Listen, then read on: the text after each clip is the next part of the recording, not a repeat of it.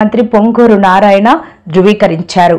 ప్రధాని పర్యటనకు సంబంధించిన ఏర్పాట్లపై మంత్రి ఈ రోజు అధికారులతో సమీక్ష నిర్వహించారు. సభ వేదిక ఏర్పాటు చేయనున్న ప్రాంతాన్ని కూడా వారు పరిశీలించారు.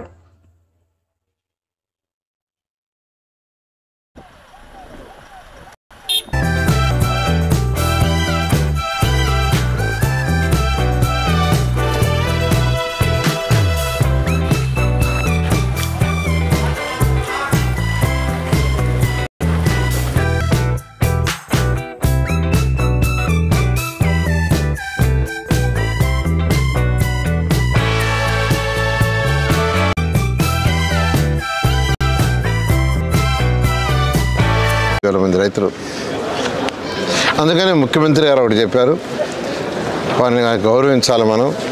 కాబట్టి మీరు వేసే డయాస్లో ఒక డయాస్ మీద కొంతమంది రైతులను కూర్చొని పెట్టమంటే ఇక్కడ 3 డయాస్లు వేస్తున్నాం. ఒకటి మెయిన్ డయాసు, ఒకటి వచ్చి విఐపీల కోసంగా, మరొక డయాసు కల్చరల్ మరియు రైతుల కోసం.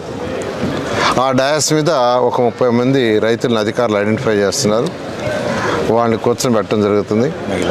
ఎందుకంటే గత 5 సంవత్సరాలు వాళ్ళు చాలా సఫర్ అయ్యారు. అందుకని ముఖ్యమంత్రి గారు అయితే స్పెసిఫిక్గా చెప్పారు, వాళ్ళని గౌరవించడం మన బాధ్యత.